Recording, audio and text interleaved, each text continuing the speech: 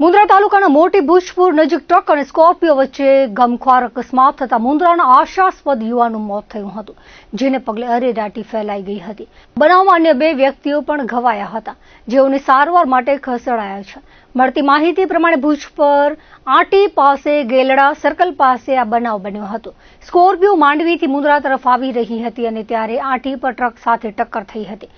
અકસ્માત એટલો ગંભીર હતો કે સ્કોર્પિયો કારમાં ઉપરનો છજ્જો ઉડી ગયો હતો, વાહનનો બુકડો બોલી ગયો હતો। તાત્કાલિક લોકો ભેગા થઈ ગયા અને તેમાં સવાર લોકોને સારવાર માટે હોસ્પિટલમાં ખસેડવામાં આવ્યા હતા, પરંતુ અકસ્માત ગંભીર હોવાના કારણે આ બનાવમાં મુન્દ્રામાં રહેતા હરેશભાઈ હિરજીભાઈ સિજુ નામના યુવાનનું મોત થયું હતું। તેઓ મુન્દ્રામાં નિર્મલ ગેસ સર્વિસ એજન્સી સાથે સંકળાયેલા હતા।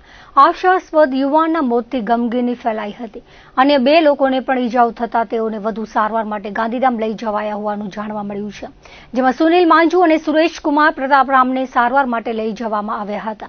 બનાવને પગલે સ્થળ પર લોકોના ટોળે એકત્ર થઈ ગયા હતા। બનાવ સ્થળે પોલીસ મોડેથી પહોંચી હોવાનો ગણગણાટ સાંભળવા મળ્યો હતો।